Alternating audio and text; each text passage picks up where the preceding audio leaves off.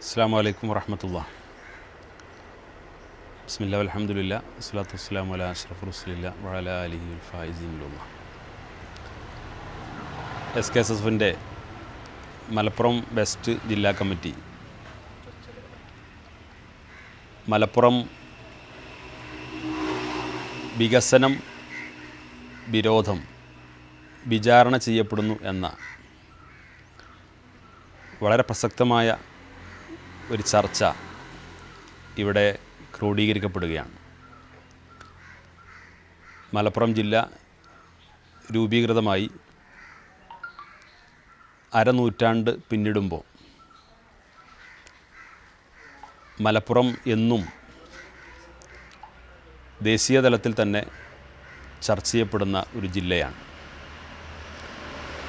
മലപ്പുറത്തെക്കുറിച്ച് ഇടയ്ക്കിടെ വാർത്തകൾ ഉയർന്നു വരുന്ന ഒരു സവിശേഷമായ പ്രദേശമാണ്. മലപ്പുറം എന്ന് കേൾക്കുമ്പോൾ തന്നെ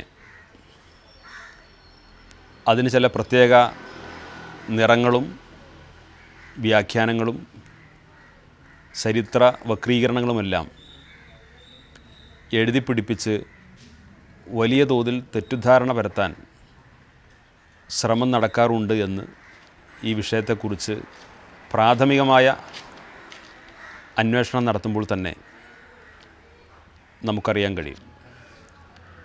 മലപ്പുറം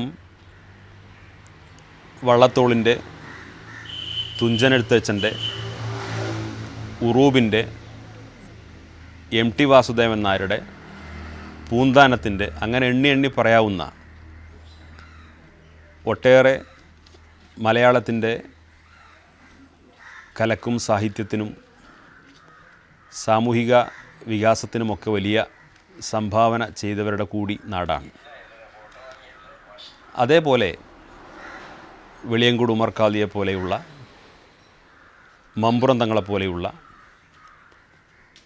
പൂക്കോയ തങ്ങളെപ്പോലെയുള്ള വലിയ വലിയ പണ്ഡിതന്മാർ, സാദാത്തുക്കൾ, സാമൂഹിക പരിഷ്കർത്താക്കൾ,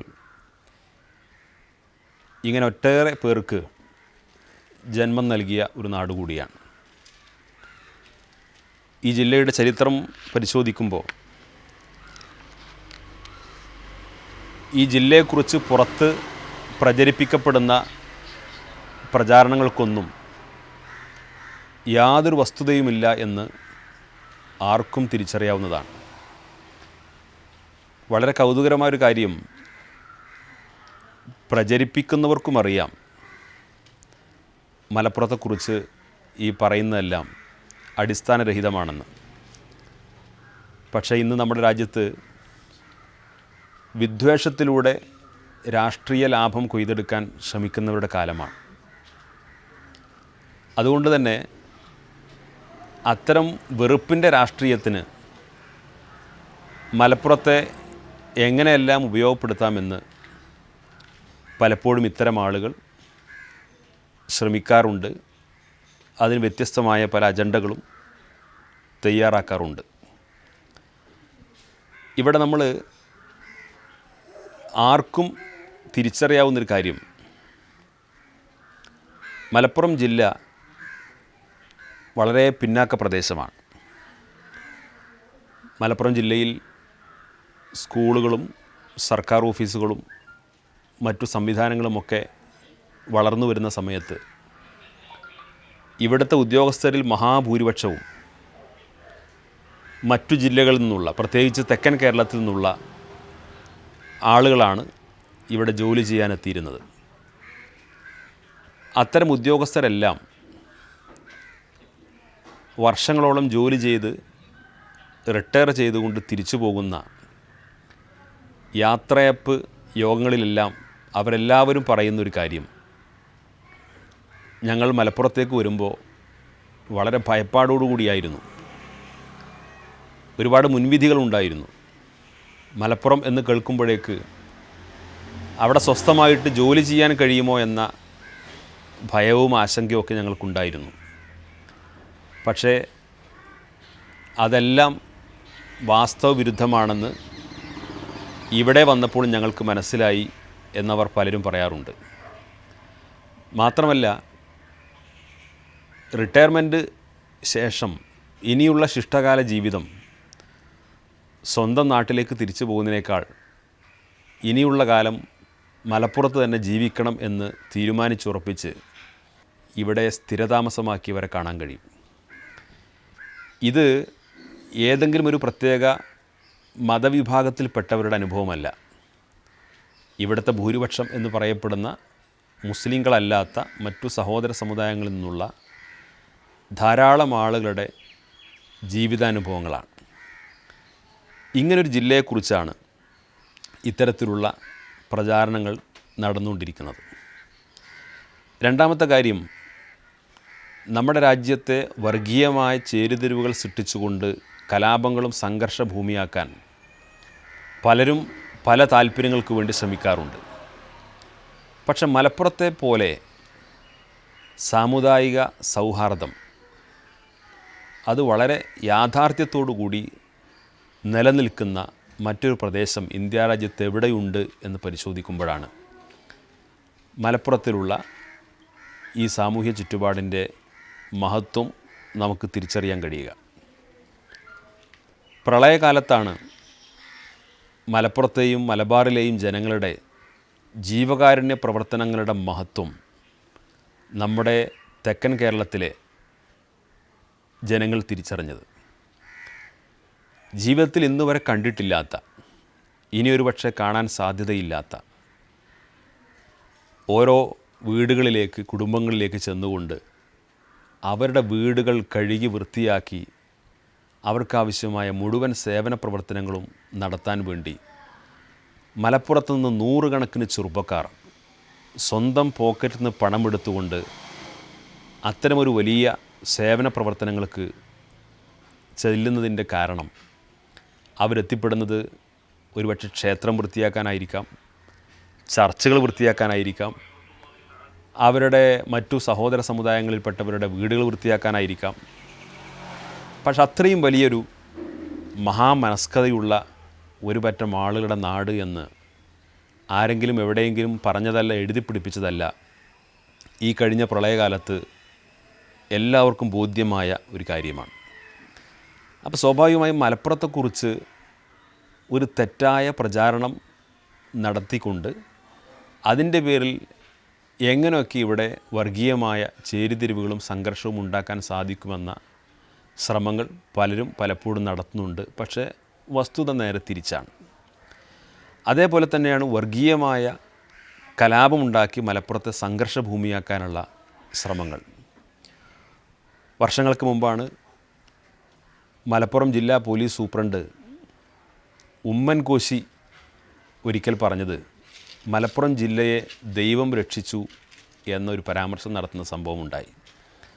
ശ്രീകൃഷ്ണ ജയന്തിക്ക് താനൂരിൽ ശോഭയാത്ര നടത്തുന്ന സമയത്ത് ആ ശോഭയാത്ര നടന്നുകൊണ്ടിരിക്കുന്ന സമയം, നമുക്കറിയാം ശ്രീകൃഷ്ണ ജയന്തിയിലെ ശോഭയാത്ര ധാരാളം ഹൈന്ദവ സഹോദരിമാർ, കൊച്ചുകുട്ടികൾ ഉൾപ്പെടെ ശ്രീകൃഷ്ണ വേഷം ധരിച്ചുകൊണ്ട് വളരെ സമാധാനപൂർവ്വം, വളരെ വർണ്ണപ്പകിട്ടോടുകൂടി നമ്മുടെ ഗ്രാമങ്ങളെയെല്ലാം അലങ്കരിച്ചുകൊണ്ട് നടന്നു നീങ്ങുന്ന ശോഭയാത്രകൾ. ആ ശോഭയാത്രയെ അവിടെ സ്ഫോടനമുണ്ടാക്കി മലപ്പുറം ജില്ലയെ വലിയൊരു കലാപമൂപിയാക്കാൻ വേണ്ടിയിട്ടുള്ള വലിയൊരു ആസൂത്രിതമായ പദ്ധതി.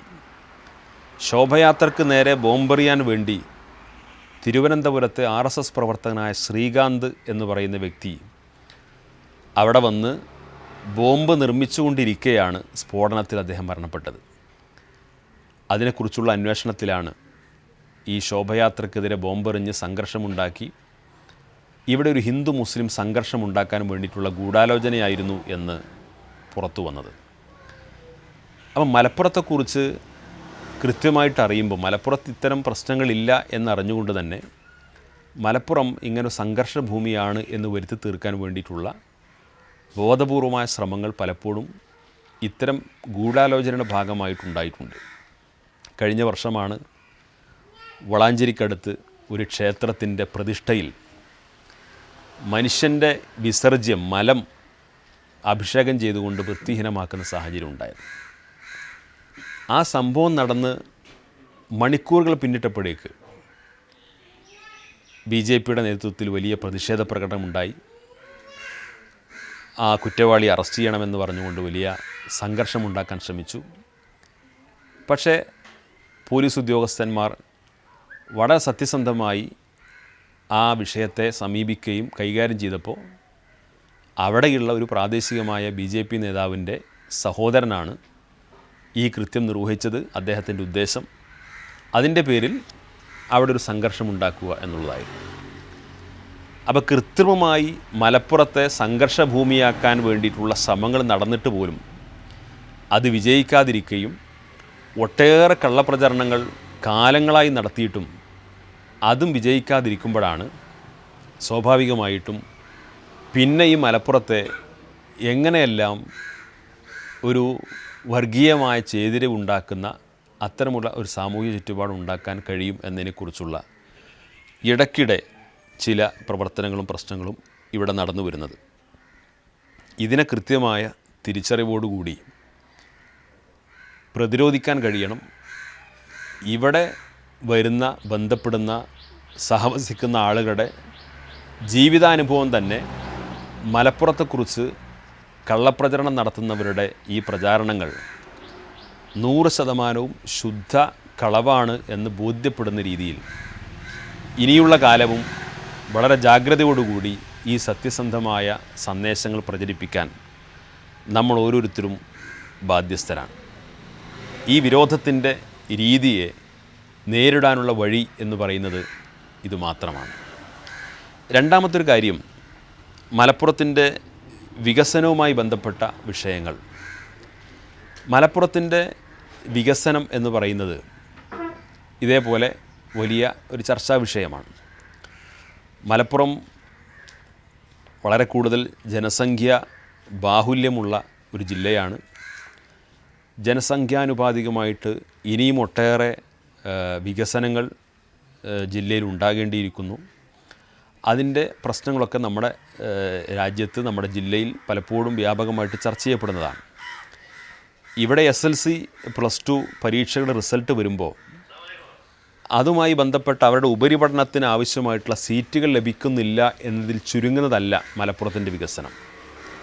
നേരെ മറിച്ച് മലപ്പുറത്തിൻ്റെ വികസനത്തെ വളരെ തന്ത്രപരമായിട്ട് അതിനെ മുരടിപ്പിച്ച് കളയുവാനോ, അല്ലെങ്കിൽ മലപ്പുറത്തിൻ്റെ വികസനം എന്ന് പറയുന്നത് ഇവിടുത്തെ സർക്കാർ ഖജനാവിൽ നിന്ന് ഫണ്ട് അനുവദിച്ചുകൊണ്ട് നിർവഹിക്കപ്പെടേണ്ട ഒരു രീതിയൊന്നുമല്ല, അത് മലപ്പുറത്തുകാർ തന്നെ സ്വയം കൈകാര്യം ചെയ്യേണ്ടതാണ് എന്ന ഒരു തെറ്റായ സന്ദേശം പ്രചരിപ്പിക്കാൻ പലപ്പോഴും ഇവിടെ ശ്രമങ്ങൾ നടക്കാറുണ്ട്. മലപ്പുറത്തെക്കുറിച്ച് വളരെ തെറ്റായ ചില ധാരണകൾ പ്രചരിപ്പിക്കാൻ ഔദ്യോഗികമായിട്ടുള്ള സംവിധാനങ്ങൾ പോലും ശ്രമിക്കാറുണ്ട്. മലപ്പുറത്തെക്കുറിച്ച്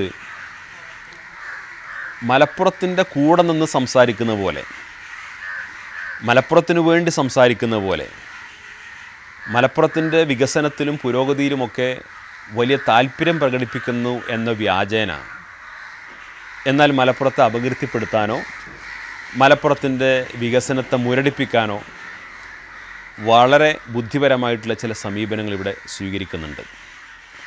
നമുക്കറിയാം, മലപ്പുറം ജില്ലയിൽ ഒരു യൂണിവേഴ്സിറ്റി ഉണ്ട്. പക്ഷേ അതിൻ്റെ പേര് കാലിക്കറ്റ് യൂണിവേഴ്സിറ്റി എന്നാണ്. മലപ്പുറം ജില്ലയിൽ ഒരു എയർപോർട്ടുണ്ട്, ഇൻ്റർനാഷണൽ എയർപോർട്ടുണ്ട്. ആ എയർപോർട്ടിൻ്റെ പേര് കാലിക്കറ്റ് ഇൻ്റർനാഷണൽ എയർപോർട്ട് എന്നാണ്. എന്നാൽ മലപ്പുറത്ത് കുറച്ച് കുട്ടികൾ SLC പരീക്ഷയിൽ നല്ല വിജയം നേടിയാൽ അതിനെ വിശേഷിപ്പിക്കപ്പെടാറുള്ളത് മലപ്പുറത്തെ കുട്ടികൾ കോപ്പിയടിച്ച് പാസ്സാവുന്നു എന്നാണ്. മലപ്പുറത്ത് ഈയിടെ ഉണ്ടായ ഒരു പുതിയ വിവാദം, പാലക്കാട് ജില്ലയിൽ ഒരാന ചെരിഞ്ഞതുമായി ബന്ധപ്പെട്ട വിവാദം, അത് മലപ്പുറത്തേക്ക് ഇങ്ങോട്ടാണ് വന്നത്.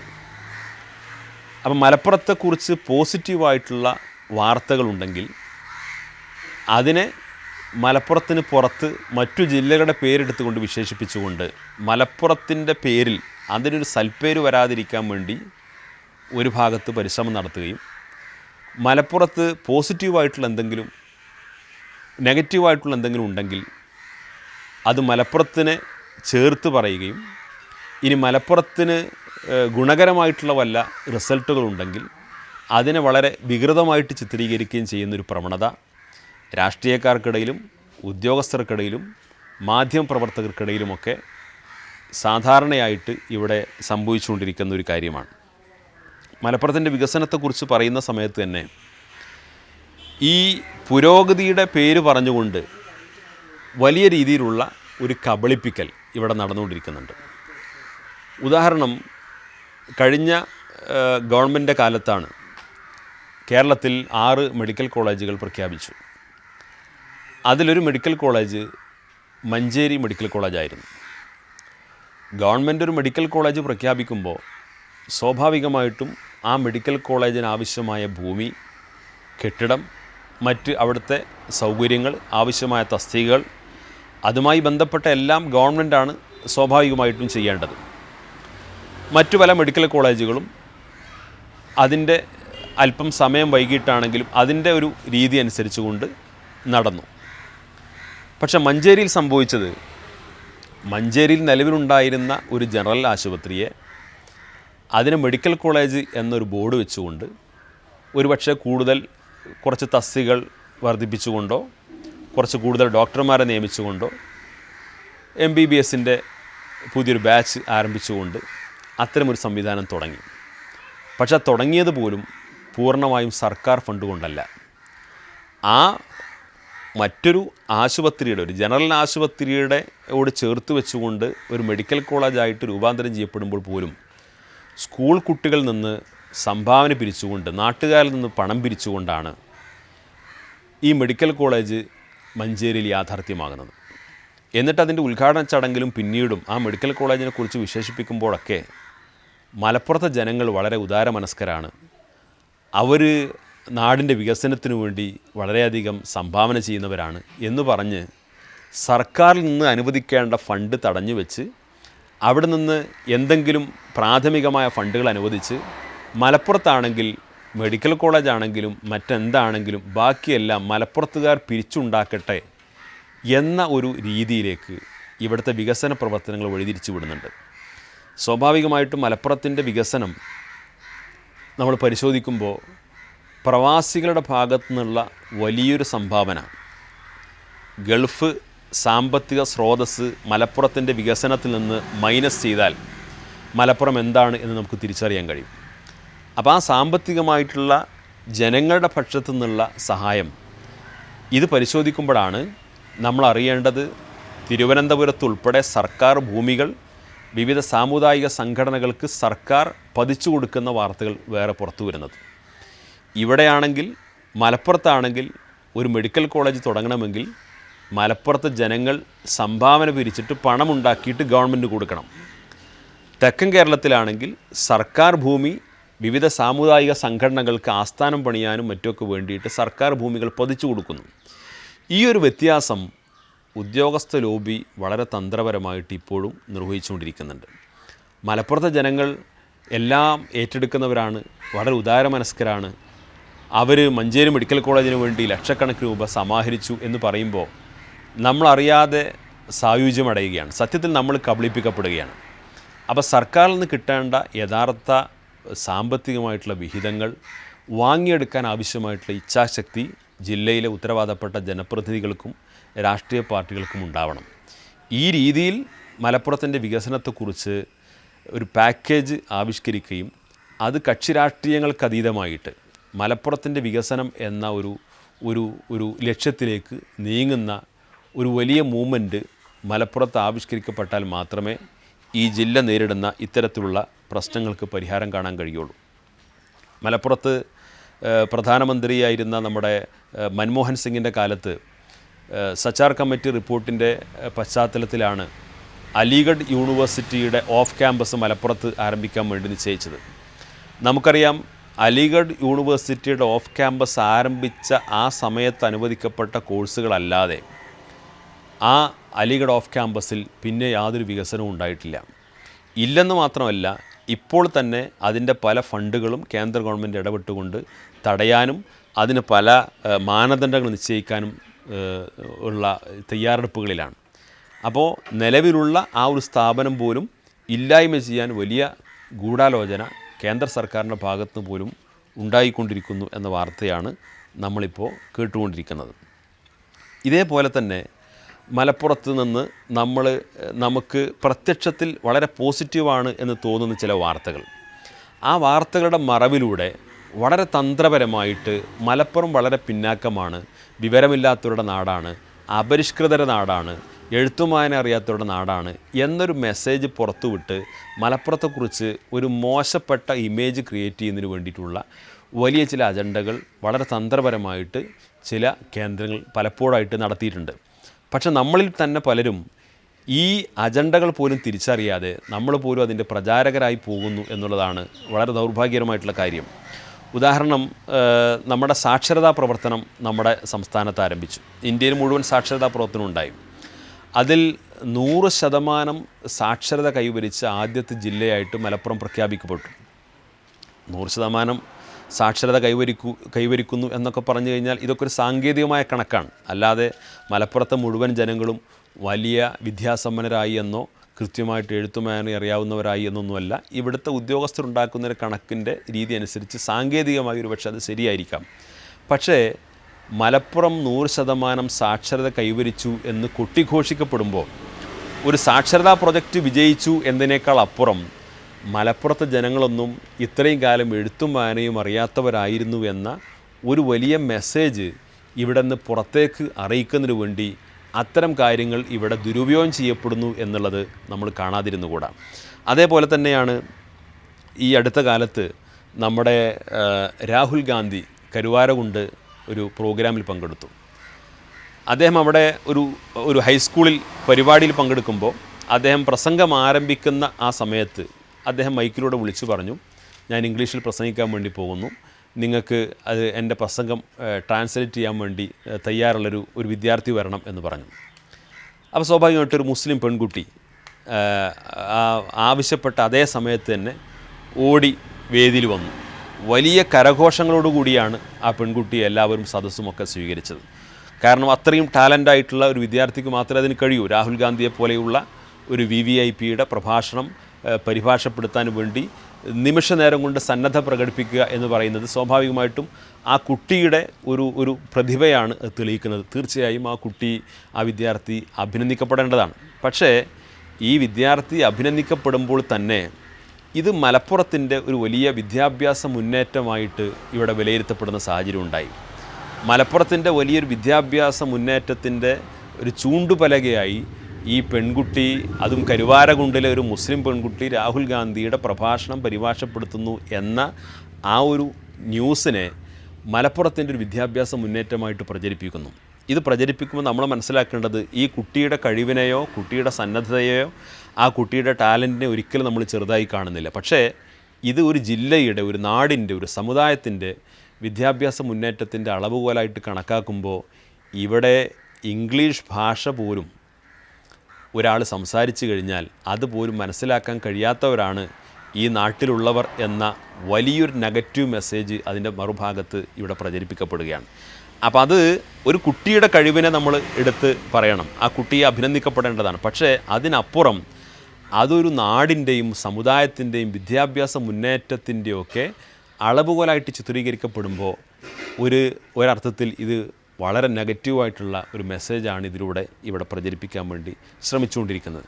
അതേപോലെ തന്നെയാണ് കേരളത്തിലെ നമ്മുടെ സാമുദായിക സൗഹാർദ്ദത്തിൻ്റെ കാര്യമെടുത്ത് പറഞ്ഞാലും. കാരണം ഞാൻ തുടക്കത്തിൽ സൂചിപ്പിച്ചതുപോലെ ഇവിടുത്തെ സാമുദായിക സൗഹാർദ്ദത്തിൽ വലിയ പങ്ക് വഹിച്ചവരാണ് നമ്മുടെ ആദരണീയരായ പണ്ഡിതന്മാർ, സാദാത്തുക്കൾ, ഇവിടുത്തെ മതസ്ഥാപനങ്ങൾ, ഇവിടുത്തെ മതബോധം, മതപ്രഭാഷണങ്ങൾ, മതപരമായ ഒരു അന്തരീക്ഷം എന്നൊക്കെ പറയുന്നത് ഈ സാമുദായികമായിട്ടുള്ള സൗഹാർദ്ദത്തിന് വലിയ പങ്ക് വഹിച്ചിട്ടുള്ളതാണ്. കാരണം മതത്തെ കൃത്യമായിട്ട് അറിയാനും അനുഷ്ഠിക്കാനും എത്ര ഇസ്ലാമിക് ഫോബിക്കായിട്ടുള്ള അജണ്ടകൾ ഇവിടെ നടപ്പാക്കാൻ ശ്രമിച്ചു കഴിഞ്ഞാലും മുസ്ലിങ്ങളെക്കുറിച്ച് എത്ര തെറ്റായ ധാരണകൾ പരത്താൻ ശ്രമിച്ചാലും ഞങ്ങൾ അനുഭവിച്ച മുസ്ലിങ്ങൾ അങ്ങനെയല്ല എന്ന് ഇവിടുത്തെ സഹോദര സമുദായത്തിൽപ്പെട്ട ആളുകൾക്ക് തിരിച്ചു പറയാൻ സാധിക്കുന്നത് മതബോധത്തോടു കൂടി ജീവിക്കുന്ന മുസ്ലിങ്ങളുമായി ഇടപഴകാൻ അവർക്ക് അവസരം ഉണ്ടായതുകൊണ്ടാണ്. പക്ഷേ ഇത്തരത്തിലുള്ള ഈ യാഥാർത്ഥ്യത്തെ, ഉദാഹരണം ഇപ്പോൾ ഡിസംബർ 6 നമ്മുടെ സംസ്ഥാനത്ത് കലാപങ്ങളോ പ്രശ്നങ്ങളോ ഒന്നും ഉണ്ടാകാത്തതിൻ്റെ കാരണമായിട്ട് പോലും വിശേഷിപ്പിക്കുന്നത് സ്വാഭാവികമായിട്ടും അന്ന് ഇവിടെ നമ്മുടെ പാണക്കാട് തങ്ങന്മാരുൾപ്പെടെ ആത്മസംയമനം പാലിക്കാൻ വേണ്ടി നിർദ്ദേശിച്ചത് കൊണ്ടാണ് എന്ന് പറയുന്നു. വളരെ ശരിയാണ്. കാരണം തങ്ങളുടെ നേതൃത്വം വളരെ പ്രധാനമാണ്. തങ്ങളുടെ സാന്നിധ്യം മുസ്ലിങ്ങളെ സംബന്ധിച്ചിടത്തോളം വലിയ ആത്മവിശ്വാസമാണ്. എന്തൊരു പ്രതിസന്ധി ഉണ്ടെങ്കിലും നമുക്കൊരു അത്താണിയായിട്ടുള്ളത് സ്വാഭാവികമായിട്ടും പാണക്കാട് സയ്യിദ് മുഹമ്മദ് അലി ശിഹാബ് തങ്ങളുടെ അടുക്കൽ പോയി പറഞ്ഞു കഴിഞ്ഞാൽ അത് വലിയൊരു സമാശ്വാസത്തിൻ്റെ കേന്ദ്രമാണ്. അതിൽ നിന്ന് യാതൊരു തർക്കവുമില്ല. പക്ഷേ ഈ ഒരു സമാശ്വാസത്തിൻ്റെ കേന്ദ്രത്തെ ഇവിടെ വലിയ കലാപങ്ങൾ അമർച്ച ചെയ്യുന്ന ഒരു കേന്ദ്രമാക്കിയിട്ട് ഇവിടെ അവതരിപ്പിക്കാൻ വേണ്ടി ശ്രമിക്കുന്നു എന്നുള്ളതാണ്. ഒരുപക്ഷെ നമ്മുടെ പ്രകീർത്തിക്കുന്ന രീതിയിൽ, നമ്മുടെ നന്മ പറയുന്ന രീതിയിലാണത് ഇവിടെ അവതരിപ്പിക്കുന്നുണ്ടാവുക. അന്ന് ആത്മസംയമനത്തിന് വേണ്ടിയിട്ടൊരു ആഹ്വാനം നടത്തിയിട്ടില്ലായിരുന്നെങ്കിൽ മലപ്പുറം ഇവിടെ ആകെ കത്തിച്ചാമ്പലാകുമായിരുന്നു എന്ന് പറഞ്ഞു കഴിഞ്ഞാൽ, ആ ഒരു പ്രസ്താവന നടന്നിട്ടില്ലെങ്കിൽ ഇവിടെ എല്ലാവരും ഇങ്ങനെ ഒരു വലിയ സായുധ കലാപത്തിന് ഒരുങ്ങി നിൽക്കുന്നവരാണ് മലപ്പുറത്തുകാർ അല്ലെങ്കിൽ കേരളത്തിലെ മുസ്ലിങ്ങൾ എന്ന് വലിയ തോതിൽ തെറ്റിദ്ധരിപ്പിക്കാൻ വേണ്ടി അത്തരം സംഭവങ്ങളെ ഉപയോഗപ്പെടുത്തുന്നുണ്ട്. ഈ സമാധാനപരമായ അന്തരീക്ഷം ഇവിടെ നിലനിൽക്കാൻ കാരണം മുസ്ലിങ്ങൾക്കിടയിൽ മാത്രമല്ല, ഇവിടെ ഹിന്ദുക്കൾക്കിടയിലും മുസ്ലിങ്ങൾക്കിടയിലും മറ്റു സമുദായങ്ങൾക്കിടയിലൊക്കെ ഈ സമാധാനം നിലനിൽക്കാൻ കാരണം ഇതേപോലെയുള്ള സാദാത്തുക്കളുടെയും പണ്ഡിതന്മാരുടെ കൂടി പങ്കാളിത്തമുണ്ട്. പക്ഷേ ഇവിടെ ആ ഒരു പ്രസ്താവനയോ ആഹ്വാനമോ ഇല്ലെങ്കിൽ ഇവിടെ വലിയ തോതിലുള്ള കലാപങ്ങൾക്ക് തക്കം പാർത്തിരിക്കുന്നവരാണ് ഇവിടുത്തെ ജനങ്ങൾ എന്ന് തെറ്റിദ്ധരിപ്പിക്കുന്ന രീതിയിലുള്ള ചില പ്രചാരണങ്ങൾ, അത്തരം അജണ്ടകൾ ഇതിൻ്റെ പിറകിലുണ്ട്. പക്ഷേ ആ അജണ്ടകൾ തിരിച്ചറിയാതെ നമ്മൾ തന്നെ പലപ്പോഴും അതിൻ്റെയൊക്കെ പ്രചാരകരായി മാറുന്നു എന്ന ദൗർഭാഗ്യകരമായിട്ടുള്ള സംഗതി ഇതിൻ്റെയൊക്കെ ഭാഗത്തുണ്ട്. ഈ ഒരു സാഹചര്യം, ഈ ഒരു പശ്ചാത്തലത്തിൽ നിന്നുകൊണ്ട് വേണം നമുക്ക് ഈ വിരോധികളെ വളരെ ബുദ്ധിപരമായിട്ട് സമീപിച്ചുകൊണ്ട് തന്നെ മറുഭാഗത്ത് ജില്ലയുടെ വികസനവുമായി ബന്ധപ്പെട്ട കാര്യത്തിൽ എന്ത് സമീപനമാണ് സ്വീകരിക്കേണ്ടത് എന്നതിനെക്കുറിച്ച് നമ്മൾ തിരിച്ചറിയേണ്ടത്. ഒരിക്കലും രാഷ്ട്രീയമായ താല്പര്യത്തോടുകൂടി ഈ വിഷയത്തെ സമീപിക്കാൻ കഴിയില്ല. ഇപ്പോൾ മലപ്പുറം ജില്ലയുടെ വിഭജനത്തെക്കുറിച്ച് ചർച്ച നടക്കുന്ന ഒരു ഭാഗത്ത്, മറ്റൊന്ന് മലപ്പുറം ഉൾപ്പെടെയുള്ള മലബാറിൽ പുതിയ ജില്ലകൾ രൂപപ്പെടുത്തേണ്ടിയിരിക്കുന്നു. ജനസംഖ്യാനുപാതികമായിട്ട് പുതിയ ജില്ലകൾ വളർന്നു വരണം, പുതിയ ജില്ലകൾ രൂപീകരിക്കണം, പുതിയ താലൂക്കുകൾ രൂപീകരിക്കണം, പുതിയ പഞ്ചായത്തുകളും വില്ലേജുകളും രൂപീകരിക്കണം എന്നതിനെക്കുറിച്ചുള്ള ചർച്ചകൾ വരുന്നു. പലപ്പോഴും രാഷ്ട്രീയമായ താല്പര്യങ്ങൾക്ക് വേണ്ടി ഇവിടെ അതത് പാർട്ടികളുടെ ഇംഗിതങ്ങൾക്കനുസരിച്ചുകൊണ്ട് വാർഡ് വിഭജനം നടക്കാറുണ്ട്. പക്ഷേ അതിനാരും ഒരു സാമുദായിക നിറവും നൽകാറില്ല.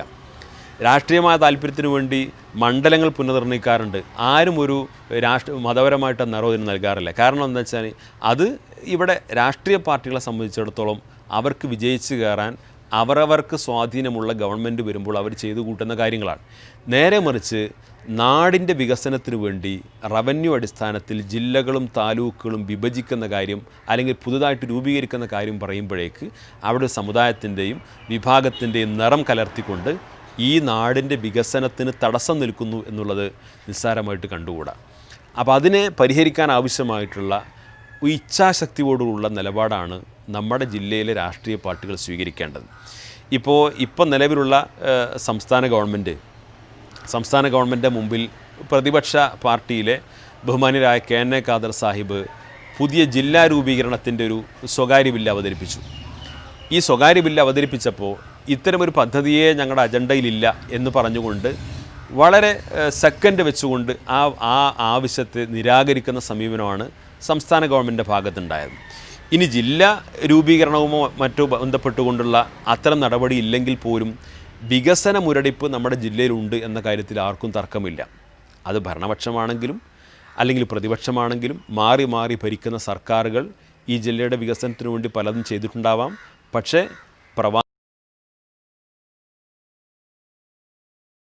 ാണ് ഈ മലപ്പുറം ജില്ലയിൽ എന്തെങ്കിലും നേടിയിട്ടുണ്ട് എന്ന് നമുക്ക് തിരിച്ചറിയാൻ പറ്റുക. അപ്പോൾ അതുകൊണ്ട് ഈ സർക്കാരിൻ്റെ ഭാഗത്ത് നിന്നിട്ടുള്ള ഒരു മലപ്പുറം ജില്ലയുടെ വികസനത്തിനാവശ്യമായിട്ടുള്ള ഒരു പാക്കേജ് അല്ലെങ്കിൽ അത്തരത്തിലൊരു പദ്ധതി അല്ലെങ്കിൽ അത്തരത്തിലുള്ള പുതിയ ജില്ലയുടെയും മറ്റു റവന്യൂ അടിസ്ഥാനത്തിലുള്ള മറ്റു ഘടകങ്ങളുടെയും രൂപീകരണത്തിൻ്റെ കാര്യത്തിൽ വേണ്ടത്ര കഴിഞ്ഞ മാറി മാറി വരുന്ന സർക്കാരുകൾ അതിനുള്ള ശ്രമം നടത്തിയിട്ടില്ല എന്ന് നമുക്ക് കണ്ടെത്താൻ പറ്റും. ഈ ശ്രമങ്ങൾ നടത്താത്തതിൻ്റെ കാരണത്തെക്കുറിച്ച് പറയുമ്പോൾ സാധാരണ പറയാറുള്ള ചില കാര്യങ്ങൾ, ഇപ്പോൾ ജില്ലാ വിഭജനം അല്ലെങ്കിൽ പുതിയ ജില്ലയുടെ രൂപീകരണം ചില തീവ്ര പശ്ചാത്തലമുള്ള സംഘടനകൾ ഉന്നയിക്കുന്ന മുദ്രാവാക്യങ്ങളാണ്. അപ്പോൾ അത്തരം മുദ്രാവാക്യങ്ങൾ അവർ ഉന്നയിച്ച സ്ഥിതിക്ക് ആ കാര്യം ഇനി സർക്കാർ ചെലവഴിക്കുമ്പോൾ അത്തരം ആശയക്കാരായിട്ടുള്ള അത്തരം സംഘടനകളുടെ മുമ്പിൽ സർക്കാർ കീഴടങ്ങിയെന്ന ആക്ഷേപം വരും. അത് ഞങ്ങൾക്ക് വലിയ ദോഷമുണ്ടാക്കും എന്നൊരു വ്യാഖ്യാനമാണ് പല ആളുകളും പറയാറുള്ളത്. ആരുടെയും മുന്നിൽ കീഴടങ്ങേണ്ടതില്ല. പക്ഷേ ഇത്തരം ആളുകൾക്ക് ഇത്തരം ആവശ്യം ഉന്നയിക്കാൻ ആവശ്യമായ സ്പേസ് ആരാണ് ഇവിടെ ഉണ്ടാക്കി കൊടുത്തത് എന്ന് ഇവിടെ മാറി മാറി വരുന്ന സർക്കാരുകൾ ആലോചിക്കേണ്ട കാര്യമാണ്. ഇവിടെ ഏത് സംഘടനയാണെങ്കിലും ഏത് പാർട്ടിയാണെങ്കിലും ഏത് വിഭാഗമാണെങ്കിലും ജില്ലയുടെ വികസനവുമായി ബന്ധപ്പെട്ട പോരായ്മകൾ ചൂണ്ടിക്കാണിക്കാൻ ആവശ്യമായിട്ടുള്ള സ്പേസ് ഉണ്ടാക്കി കൊടുത്തത് ആരാണ്? അതിന് ഇവിടുത്തെ മാറി മാറി വരുന്ന സർക്കാരുകൾക്ക് കൂടി അതിൽ ഉത്തരവാദിത്തമുണ്ട്. അതുകൊണ്ട് ഇനി ഇതേപോലെയുള്ള കക്ഷികൾക്ക് ഇത്തരം ആവശ്യങ്ങൾ ഉന്നയിക്കാൻ അവസരം കൊടുക്കാത്ത വിധം പഴുതടച്ചുകൊണ്ട് ജില്ലയുടെ സമഗ്ര വികസനത്തിനു വേണ്ടി ജനസംഖ്യാനുപാതികമായിട്ടുള്ള ഒരു വികസനം നടപ്പാക്കുന്നതിന് വേണ്ടിയിട്ടുള്ള ഒരു ഇച്ഛാശക്തിയോടുകൂടിയുള്ള നടപടിക്രമം നമ്മുടെ സംസ്ഥാന ഗവൺമെൻറ്റിൻ്റെ ഭാഗത്തു നിന്ന് ഉണ്ടാവണം. അതിന് പ്രതിപക്ഷത്തിൻ്റെ ഭാഗത്ത് നിന്ന് ആത്മാർത്ഥമായ പരിശ്രമങ്ങൾ ഉണ്ടാവണം. മലപ്പുറം ജില്ലയുടെ രൂപീകരണ കാലത്ത് ഈ ജില്ലയുടെ രൂപീകരണത്തിനെതിരായിട്ടുള്ള വലിയ വർഗീയമായ സ്വരത്തോടു കൂടിയുള്ള സമരങ്ങൾക്കൊക്കെ നേതൃത്വം കൊടുത്ത നേതാക്കളും പാർട്ടികളുമൊക്കെ ഇപ്പോഴും നമ്മുടെ സംസ്ഥാനത്തുണ്ട്. അവരതിന് ശേഷവും മാറി മാറി നമ്മുടെ സംസ്ഥാനം ഭരിച്ചിട്ടുണ്ട്. അത്തരം കക്ഷികളെല്ലാം ഈ വരുന്ന നിയമസഭാ തെരഞ്ഞെടുപ്പിനൊക്കെ മുന്നോടിയായിട്ട് തന്നെ ഈ വിഷയത്തിലൊക്കെയുള്ള അവരുടെ നിലപാട് എന്താണ് എന്ന് ജനങ്ങളോട് തുറന്നു പറയുന്നതൊക്കെ മലപ്പുറം ജില്ലയിലെ ജനങ്ങൾ പ്രതീക്ഷിച്ചിരിക്കുകയാണ് എന്നുകൂടി സാന്ദർഭികമായി ഇവിടെ സൂചിപ്പിക്കാൻ ആഗ്രഹിക്കുകയാണ്. കാരണം പഴയ പോലെയല്ല ജില്ലയുടെ അവസ്ഥയെക്കുറിച്ച്, വികസന രീതിയെക്കുറിച്ച്, ഇവിടുത്തെ പോരായ്മകളെക്കുറിച്ച്, പരിമിതികളെക്കുറിച്ചൊക്കെ വളരെ പ്രബുദ്ധരാണ് രാജ്യത്തെ ജനങ്ങൾ. അതുകൊണ്ട് ഈ വികസനത്തിനാവശ്യമായിട്ടുള്ള കൃത്യമായ പദ്ധതികൾ ആവിഷ്കരിച്ചുകൊണ്ട് മുന്നോട്ട് പോകാൻ സംസ്ഥാന സർക്കാരിന് സാധിക്കണം. അതേപോലെ ആ സംസ്ഥാന സർക്കാരിനെ അത്തരം വഴികളിലേക്ക് അവിടെ ശ്രദ്ധ ക്ഷണിക്കാനും അതിനാവശ്യമായ സമരപരിപാടികളും പ്രക്ഷോഭങ്ങളും ആവിഷ്കരിക്കാനും പ്രതിപക്ഷത്തിനും സാധിക്കണം. നാടിൻ്റെ ഒത്തൊരുമിച്ചുള്ള ഈ വികസന മുന്നേറ്റത്തിന് എല്ലാവരുടെയും പിന്തുണ ഇവിടെ അഭ്യർത്ഥിക്കുകയാണ്. ഏതായാലും ഈ ചർച്ചയിൽ വളരെ പ്രസക്തമായിട്ടുള്ള ഒരു സന്ദേശവുമായി, അഥവാ നമ്മുടെ ജില്ലയുടെ നാടിൻ്റെ ഭാവി വികസനം സ്വപ്നം കണ്ടുകൊണ്ട് വിവിധ രാഷ്ട്രീയ പാർട്ടി പ്രതിനിധികളെയും സാംസ്കാരിക മാധ്യമ രംഗത്തെ പ്രമുഖരെയുമൊക്കെ പങ്കെടുപ്പിച്ചുകൊണ്ട് വളരെ ക്രിയാത്മകമായിട്ടുള്ള ഒരു ചർച്ചയാണ് ഇവിടെ സംഘടിപ്പിച്ചത്.